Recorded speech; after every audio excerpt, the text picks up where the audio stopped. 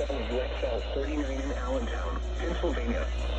During potentially dangerous weather situations, specially granted receivers are automatically activated to warn of the impending hazard. Tests of the signal are normally conducted by the National Weather Service in Mount Holly, New Jersey, every Wednesday between 11 a.m. and noon. If there is a threat of severe weather during the normal test time, the test will be postponed to the next good weather day. Reception of this broadcast, and especially the warning alarm tone, will vary at any given location.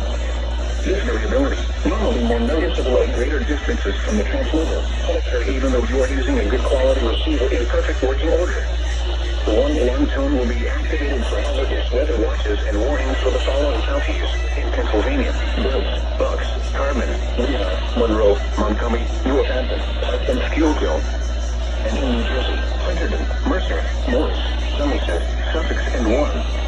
This concludes the weekly Chesapeake Weather Radio All Hazards, station WXL-39 in Allentown, Pennsylvania. Thank you for listening to NOAA Weather Radio All Hazards.